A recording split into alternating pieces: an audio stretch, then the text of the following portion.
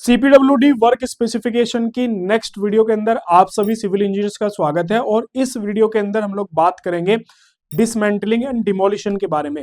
किसी भी स्ट्रक्चर का डिमोलिशन कैसे किया जाता है उससे रिलेटेड सीपीडब्ल्यूडी की जितनी भी वर्क स्पेसिफिकेशंस है सारी आज इस पर्टिकुलर वीडियो के अंदर हम लोग डिस्कस करेंगे। कंप्लीट वीडियो ही रहने वाली है।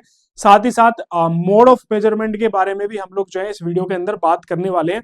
ये हमारी एक कंप्लीट सीरीज चल रही है जिसमें हम लोग कंप्लीट सीपीडब्ल्यूडी वर्क स्पेसिफिकेशन को डिस्कस कर रहे हैं। अभी तक अगर आपने पुरानी वीडियोस नहीं देखी हैं इस सीरीज की तो लिंक वीडियो के कमेंट सेक्शन में मैंने पिन किया हुआ है, वहां पे जाके आप इन वीडियोस को देख सकते हैं। चलते हैं लैपटॉप की स्क्रीन पे और आज का जो हमारा टॉपिक है उसकी स्टार्ट करते हैं।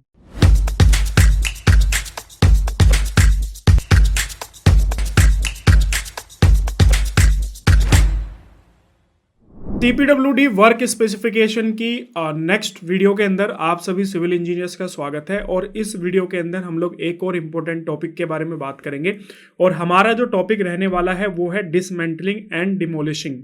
ये भी काफ़ी इंपॉर्टेंट टॉपिक है क्योंकि जब किसी भी बिल्डिंग का कोई भी नई स्ट्रक्चर्स बनती है तो जितनी पुरानी स्ट्रक्चर्स है उनको तोड़ा भी जाता है। तो मार्केट के अंदर दोनों तरह का वर्क जो है वो अवेलेबल है।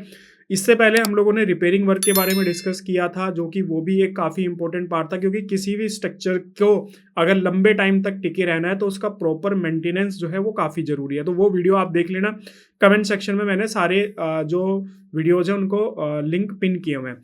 अब बात करते हैं इस टॉपिक के ऊपर डिसमेंटलिंग एंड डिमोलिशिंग। देखो ये दो अलग अलग टर्म्स हैं, पहली है डिसमेंटलिंग और दूसरी है डिमोलिशिंग।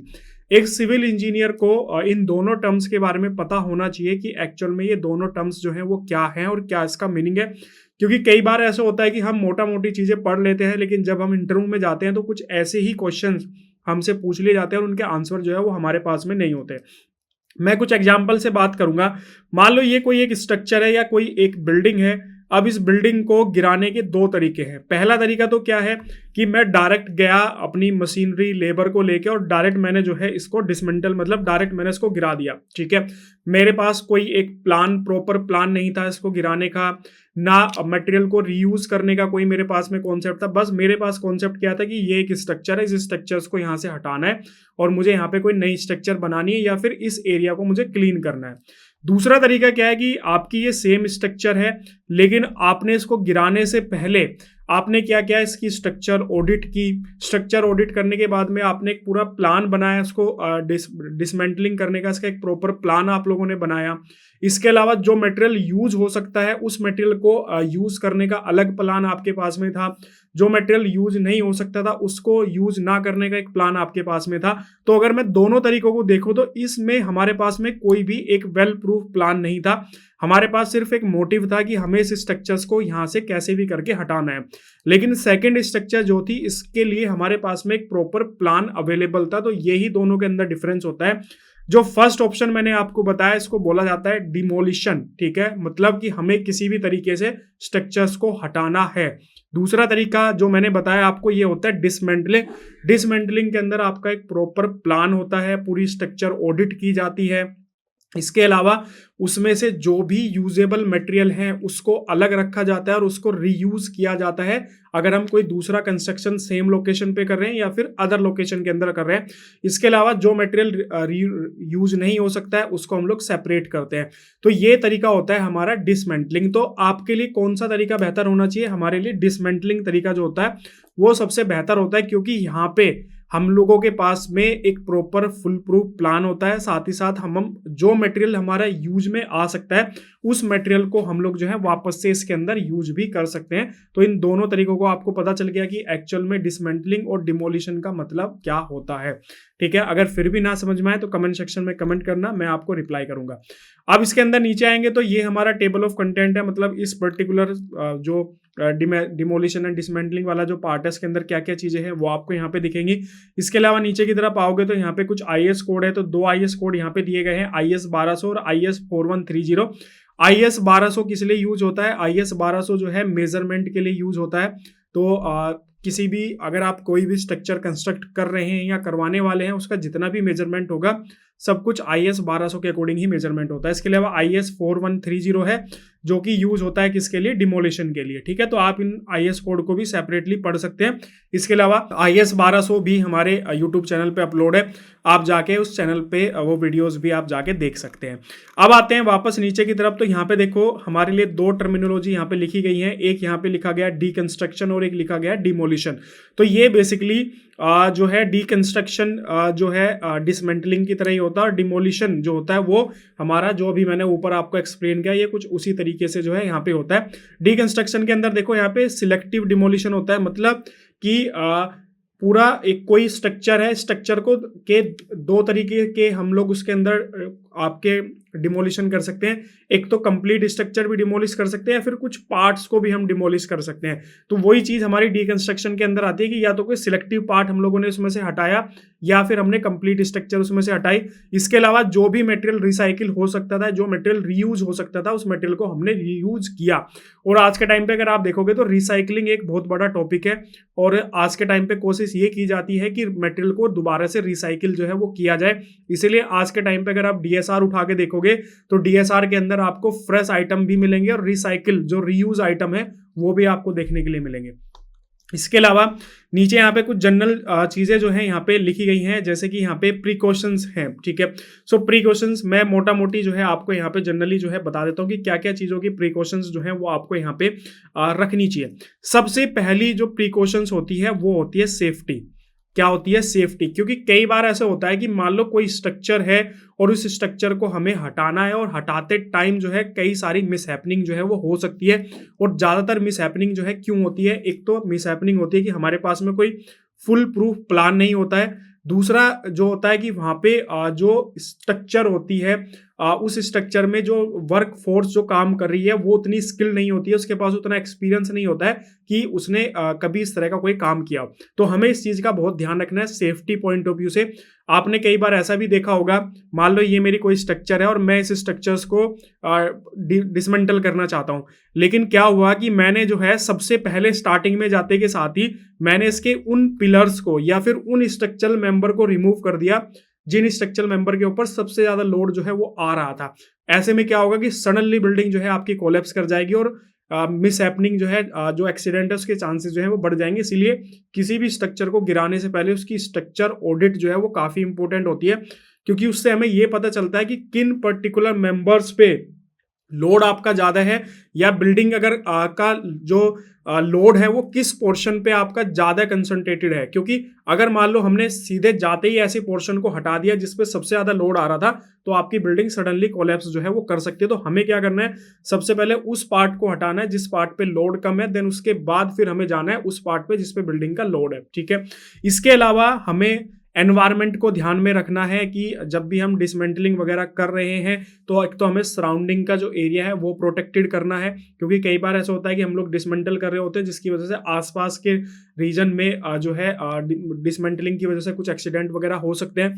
इसके अलावा एनवायरमेंट प्रोटेक्शन के लिए भी हमें ध्यान रखना है। जनरली जो CPWD की गाइडलाइंस है वो ये बोलती है कि जब हम डिकंस्ट्रक्शन कर रहे हैं तो एक तो धूल नहीं उड़नी चाहिए, मतलब पोल्यूशन इस तरह का जो एयर पोल्यूशन है वो कम से कम होना चाहिए। इसके अलावा जो मटेरियल की हैंडलिंग है वो प्रॉपर हैंडलिंग होनी चाहिए, मतलब हमारे पास एक प्रॉपर प्लान होना चाहिए कि जो भी वहां से मटेरियल निकल रहा है उस मटेरियल को हम कहाँ पे जाके डंप कर रहे हैं या फिर कहाँ पे जाके उसको रीयूज कर रहे हैं, ठीक है। सो ये इसी तरह की जो है कुछ लाइनें वगैरह यहाँ पे लिखी गई हैं। सारी नेसेसरी प्रोपिंग, सोरिंग, अंडर पिनिंग्स जो है वो हमें मतलब सेफ्टी के पॉइंट ऑफ व्यू से, मान लो कोई स्लैब है मुझे उसको डिसमेंटल करना है, तो मैं उस पर प्रॉपर सपोर्ट वगैरह लगा के उसको जो है मैं करूंगा। कई बार ऐसा भी होता है कि मान लो आप ये स्ट्रक्चर जो है डिसमेंटल करो, आपने टॉप फ्लोर डिसमेंटल करना स्टार्ट किया और सडनली क्या हुआ, कोई ऐसा बीम का पोर्शन था या कोई ऐसी स्लैब का पोर्शन था जिसको आपने कट कर दिया और वो एकदम से सडनली जो है नीचे वाले फ्लोर पे जाके गिरा, जिसकी वजह से आपका जो है नीचे का फ्लोर भी तुरंत डैमेज हो गया।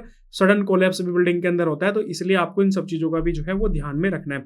यहाँ पे देखो हमें जो नॉइज पोल्यूशन है वो कम करना है, जो डस्ट है वो हमें कम से कम जो है करना है, तो इस तरह के प्रिकॉशंस वगैरह हमें लेके चलना है। इसके अलावा यहाँ पे देखो एक और इंपॉर्टेंट टर्म लिखी हुई है कि dismantling shall be done in a systematic manner.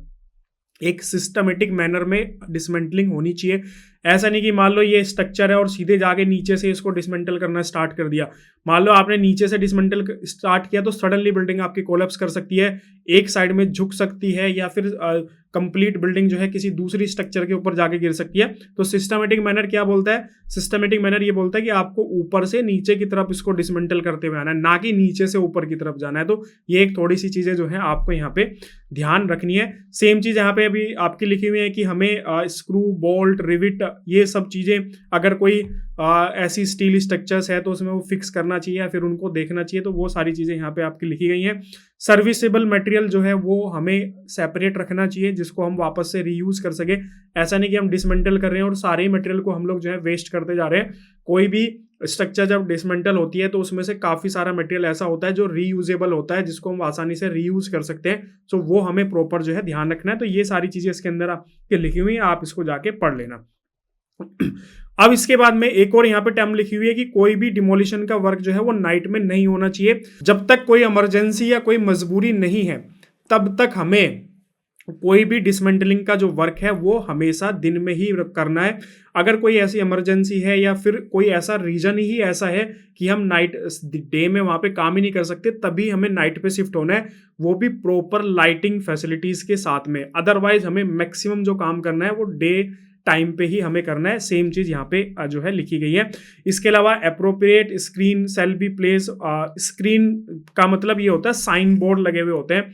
आपने जैसे आप बिल्डिंग, जब नई बिल्डिंग भी कोई कंस्ट्रक्ट होती है तो आप देखते हो सेफ्टी पॉइंट ऑफ व्यू से अलग अलग लोकेशंस पे जहाँ पे कोई खतरा हो सकता है, जहाँ पे एक्सीडेंट हो सकता है, वहाँ पे साइन बोर्ड लगे हुए होते हैं कि भाई यहाँ पे आगे की तरफ जो है अंडर कंस्ट्रक्शन चीजें चल रही हैं। जैसे कोई रोड भी बनती है तो आप देखोगे कि साइन बोर्ड लगे हुए होते हैं कि अंडर कंस्ट्रक्शन है, या कोई स्पीड ब्रेकर होता है तो उसका भी साइन बोर्ड पहले लगा हुआ होता है, कोई शार्प टर्न होता है तो वहाँ पे भी उसका साइन बोर्ड लगा हुआ होता है। सेम चीज जब कोई भी बिल्डिंग कंस्ट्रक्ट होती है तो आपने अगर किसी बड़ी कंस्ट्रक्शन कंपनी में कभी काम किया होगा तो वहाँ पे आप देखना प्रॉपर साइन बोर्ड लगे हुए होते हैं, और वो साइन बोर्ड ऐसे होते हैं जो डे में भी काम करते हैं और नाइट में भी रिफ्लेक्ट करते हैं। ठीक है, तो ये सारी चीजें आपको यहाँ पे लिखी गई हैं।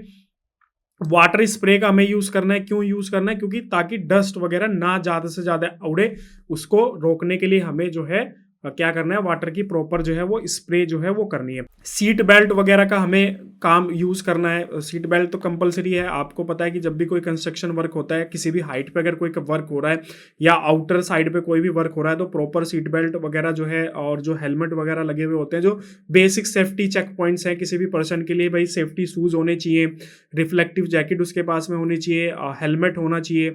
इसके अलावा अगर डस्ट वगैरह का काम हो रहा है तो मास्क होना चाहिए।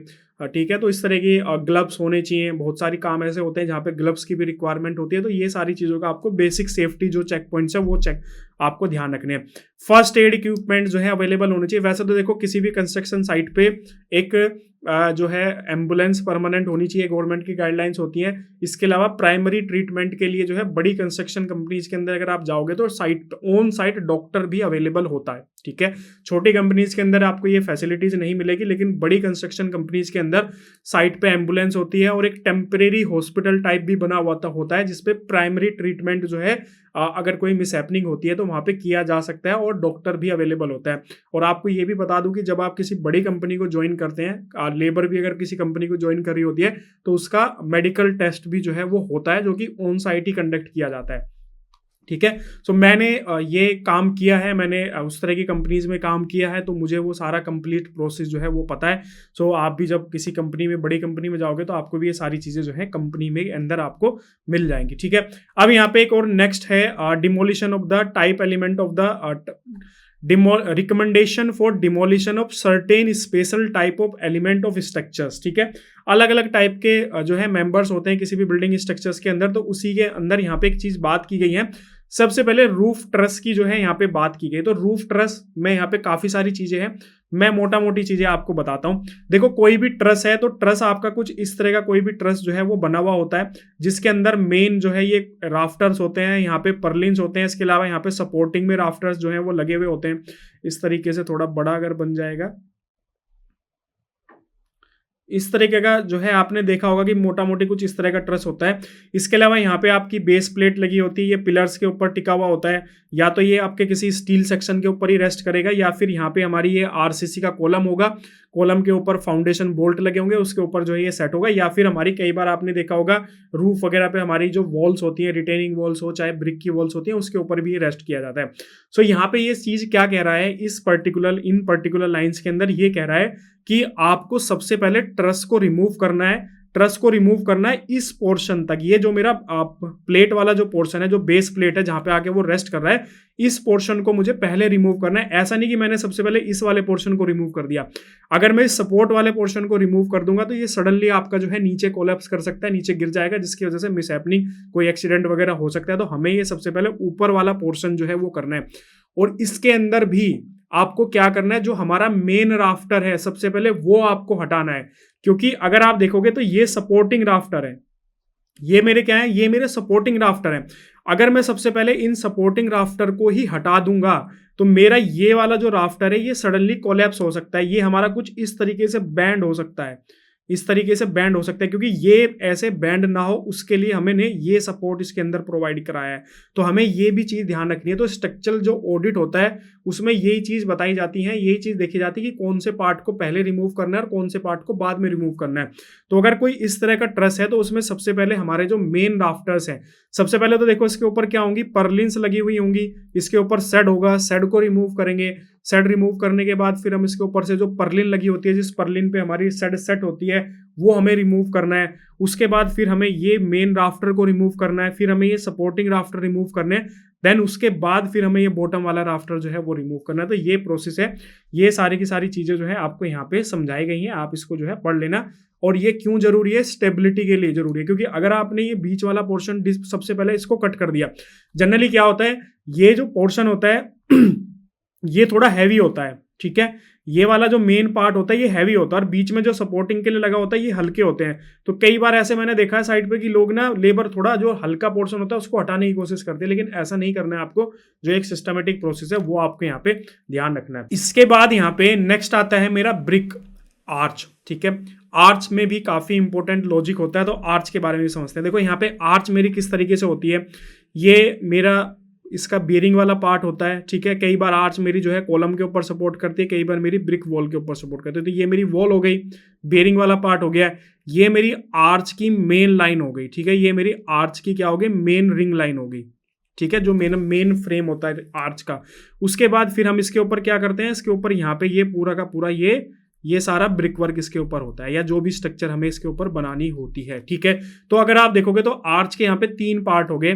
पहला पार्ट तो ये बेरिंग वाला पार्ट हो गया, दूसरा पार्ट जो है ये लोड वाला पार्ट हो गया, क्योंकि ये सारा जो वॉल का पार्ट है ये सारा लोड है, ठीक है, डेड लोड है। इसके बाद ये मेन इसकी रिंग हो गई। तो कभी भी ध्यान रखना, कभी भी डायरेक्ट जाके किसी आर्च का जो ये रिंग वाला पार्ट है ना, इसको सबसे पहले रिमूव नहीं करना है, ठीक है। सबसे पहला तरीका आपका क्या है कि जो इसके ऊपर ये लोड है, ये लोड आपको सबसे पहले रिमूव करना है। ये लोड रिमूव होने के बाद फिर आपकी ये जो रिंग है, ये आपकी रिंग बचेगी ब्रिक, इसकी जो भी आपकी ब्रिक की हो या फिर आरसीसी की हो, किसी भी की हो सकती है। फिर आपको ये रिंग रिमूव करनी है। देन उसके बाद फिर आपको ये बेरिंग वाला जो पार्ट है जिसपे आपकी आर्च रुकी हुई है वो आपको रिमूव करना है। यही चीज यहाँ पे जो है कही गई है। ये नहीं करना आपको कि डायरेक्ट गए और सीधे इस रिंग को ही तोड़ना शुरू कर दिया, या फिर डायरेक्ट गए और ये जो बेरिंग वाला पार्ट है इसी को डिसमेंटल करना स्टार्ट कर दिया। नहीं, आपकी आर्च के ऊपर जो भी लोड है, जो भी स्ट्रक्चर बनी हुई है, आपको सबसे पहले उसको रिमूव करना है। उसके बाद जो आपकी रिंग है, रिंग का जो आपकी आर्च है उसकी जो मेन रिंग है वो आपको रिमूव करनी है। मैं यहाँ पे आपको दिखा देता हूँ, अगर कुछ इमेजेस वगैरह दिखती हैं ब्रिक आर्च।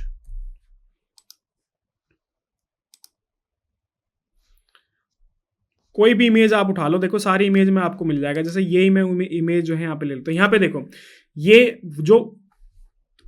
जो वर्टिकल पोर्शन है, ये जो वर्टिकल पोर्शन है, इतना पोर्शन तक का जो वर्टिकल पोर्शन है, ये वाला ये इसकी सपोर्ट है जिसपे रुका हुआ है, ठीक है। इसके अलावा अगर आप देखोगे तो ये जो आपको दिख रही है ना, ये इसकी लाइनिंग है, ठीक है। ये मेन रिंग है इसका, ये क्या है, इसका मेन रिंग है आर्क का, आपकी ये मेन रिंग है आपकी आर्क का। और ये ऊपर यहाँ पे देखो इस पे क्या आ रहा है, ये लोड आ रहा है। तो हमें अगर इसको आर्क को डिसमेंटल करना है तो मैं सबसे पहले ये जो ऊपर जो इस पे लोड आ रहा है, जो ये डेड लोड आ रहा है ब्रिक का, ये मैं रिमूव करूंगा। उसके बाद फिर मेरी ये जो रिंग है मैं इसको रिमूव करूंगा। देन उसके बाद फिर मैं ये जो इसका सपोर्ट वाला पार्ट है, जो पिलर वाला पार्ट है, वो मैं रिमूव करूंगा। तो ये आपको चीजें ध्यान रखनी है।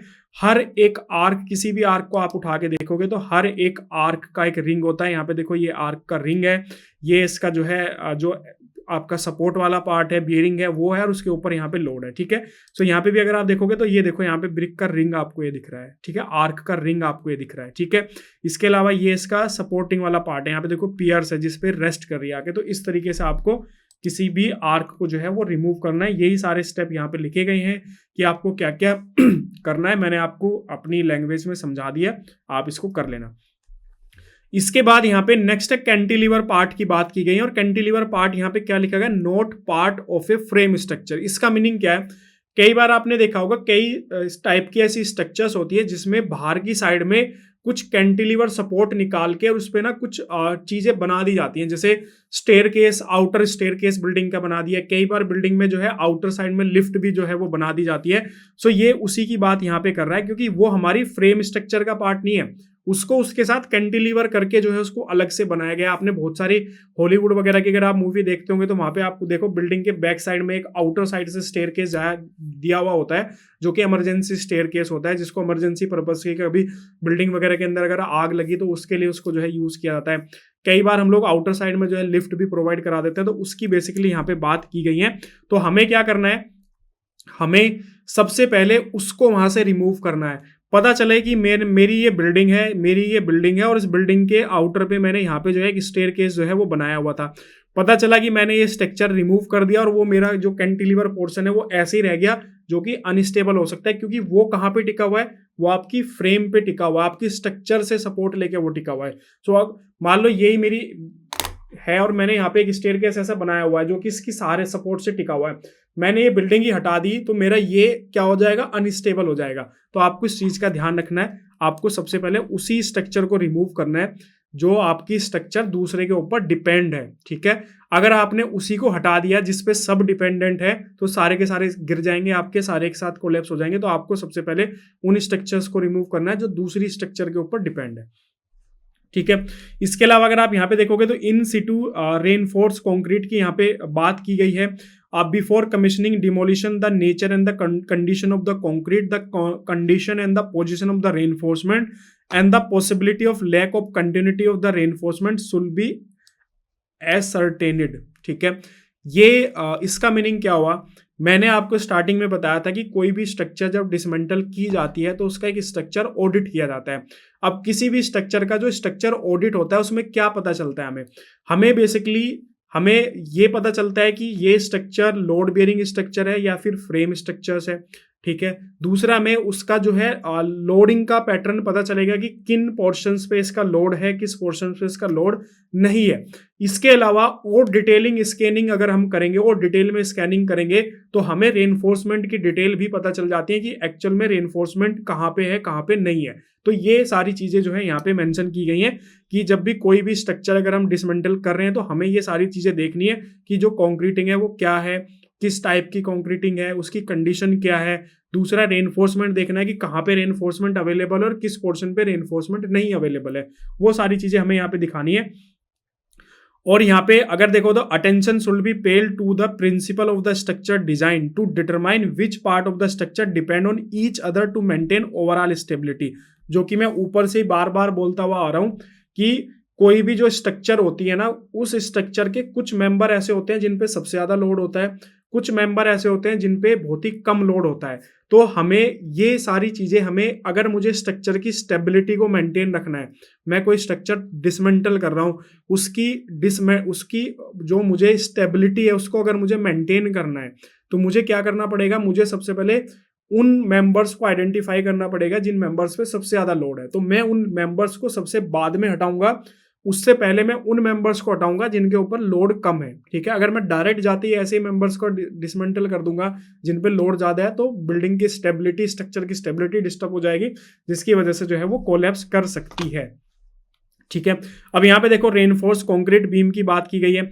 For beam A supporting rope should be attach of A probably eight 2 और 3 लोकेशन टू द बीम। यहाँ पे क्या बात की गई है, मान लो मेरा ये मेरा कॉलम है, ये भी मेरा एक कॉलम है और इस कॉलम के ऊपर मेरा एक बीम रेस्ट कर रहा है, ठीक है। सो इस बीम को डिसमेंटल करने से पहले मैं इस पे क्या करूंगा, एक सपोर्टिंग रोप, ठीक है ना, इसको सपोर्ट देने के लिए ऐसे नहीं होता, जैसे आपकी लैंग्वेज में बताऊं तो एक रस्सी टाइप, रस्सा टाइप मैंने इस पे बांध दिया, ठीक है, और उसको एक क्रेन वगैरह की हेल्प से या कोई दूसरी सपोर्टिंग स्ट्रक्चर साइड में उससे मैंने उसको टाई कर दिया। उसके बाद मैं इसको डिसमेंटल करना जो है वो स्टार्ट करूंगा, क्योंकि कई बार ऐसा होता है कि मान लो मैंने इस पे कोई सपोर्टिंग रोप वगैरह नहीं दी और मैं इसको डिसमेंटल कर रहा हूँ, ये सडनली जो है नीचे गिर सकता है, और नीचे गिर के जो नीचे वाला पार्ट है उसको पे एकदम से सडन जर्क आके वो डैमेज हो सकता है। तो इस चीज की यहाँ पे बात की गई है। नीचे अभी इसकी कुछ इमेज है, वो भी मैं आपको दिखा देता हूँ। अगर आपको इमेज यहाँ पे ये देखो, ये आर्क वाला पार्ट है जो मैंने अभी आपको बताया। यहाँ पे देखो ये आर्क है जो मैंने अभी आपको बताया था, ये इसका अबिटमेंट होता है जिसपे सपोर्ट करता है, ये इसकी रिंग होती है और ये ऊपर इसके ऊपर लोड आता है। तो वही सारी चीजें आपको यहाँ पे आर्क के ऊपर बताई गई हैं। इसके बाद में अगर आप यहाँ पे देखोगे तो बीम की बात की गई। देखो ये बीम है, इस बीम पे ये सपोर्टिंग रोप, इसको रोकने के लिए जो एक सपोर्टिंग रोप, ताकि ये सडनली नीचे ना गिरे, ताकि ये, क्योंकि अगर आप देखोगे तो बीम को डिसमेंटल करने का तरीका क्या है कि यहाँ से बीम को कट करना है और इस पोर्शन से बीम को कट करना है, ठीक है। तो मैं अगर कोई सपोर्टिंग रोप नहीं लगा रहा हूं तो ये क्या होगा, जैसे ही मैंने यहां से कट किया और जैसे मैं यहां से कट करूंगा, ये सडनली नीचे की तरफ गिरेगा, और गिरने के बाद जो है ये क्या होगा, नीचे वाले फ्लेवर को डैमेज भी कर सकता है, या फिर नीचे अगर कोई वर्क वगैरह हो रहा है तो वहां पे भी एक्सीडेंट वगैरह होने के चांसेस हैं। सेम चीज कॉलम के केस में, अगर आप यहाँ पे देखो ये कॉलम का पार्ट दिया है, अगर मुझे इस कॉलम को डिसमेंटल करना है तो मुझे इसमें भी इस तरीके से सपोर्टिंग रोप जो है वो देना पड़ेगा, दोनों तरफ से उसको रोक के रखना पड़ेगा। उसके बाद फिर मैं इसको यहाँ से डिसमेंटल करूंगा, देन फिर उसके बाद ये नीचे गिरेगा, और ये मतलब सपोर्टिंग रोप की हेल्प से नीचे गिरेगा, तो जो स्ट्रक्चर पे जो सडन जर्क आने वाला था वो भी नहीं आएगा। तो ये चीज आपको यहाँ पे ध्यान में रखनी है, ठीक है। वापस आते हैं ऊपर हमारे टॉपिक के ऊपर। वह इस पार्ट के अंदर देखो कुछ है नहीं है, मोटा मोटी जो चीजें हैं वो सब कुछ इसी तरीके से है। कॉलम वाला मैंने आपको यहाँ पे बता दिया, जो कि सपोर्टिंग रोप जो है हमें यहाँ पे प्रोवाइड करानी है। और यहाँ पे अगर आप देखोगे तो जो हमारी रेनफोर्समेंट कंक्रीट की वॉल्स होती हैं वो भी हमें पार्ट बाय पार्ट कट करनी है, ऐसा नहीं कि पूरी एक साथ करनी है। तो इस स्ट्रिप्स में डिवाइड करके जो है उसको हमें क्या करना है, कट करना है। इसके अलावा अब आते हैं यहाँ पे मेजरमेंट में। तो ऊपर हमारा पार्ट जो है वो डिसमेंटलिंग वाला जो मोटा मोटी चीजें थी वो खत्म हो गई। यहाँ पे मेजरमेंट का पार्ट आता है।